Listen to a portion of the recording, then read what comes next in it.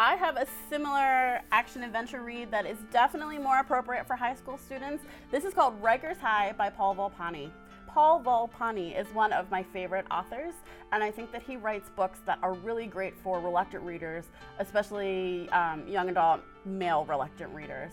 Rikers High is the distillation of his experiences as a teacher at Rikers High. So he taught English for 6 years as a teacher in a maximum security prison, and he said in his introductory note, he said, "The overwhelming majority of incidents that occur in this book really happened.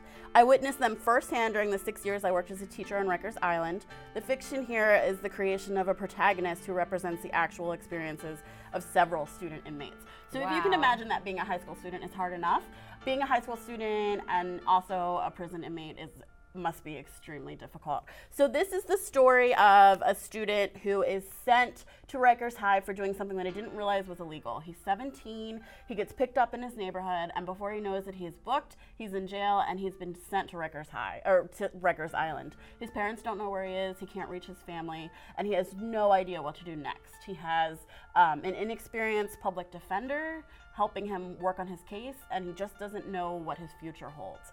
So this story is his experience on the island, it's his experiences in jail, and it also goes in depth into the experiences of many inmates at the time. I'm gonna read a little excerpt that I think speaks really well to how the book reads. "They came at my partner and I got caught in the middle. I'd been through enough that day and I was ready to fight, but it was nearly impossible being chained to somebody. It was like two sets of Siamese twins trying to beat on each other, only that the other pair was working with the same brain. Before I got hit, I saw the spiderweb tattoo on one of their necks and the light reflecting off the burner in his hand. I threw my arms up, swinging back as hard as I could. Then I felt the side of my face get warm and I tried to touch it with my cuffed hands.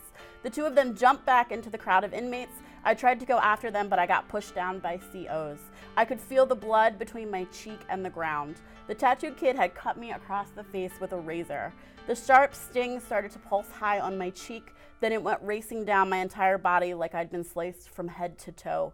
Suddenly I was paralyzed with fear and I was too shook to even cry."